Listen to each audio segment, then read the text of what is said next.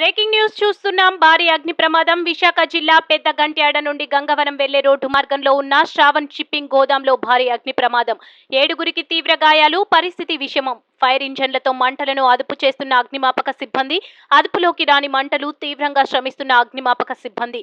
తీవ్ర గాయాల పాలైన వర్కర్లను కిమ్స్ ఆసుపత్రికి తరలింపు.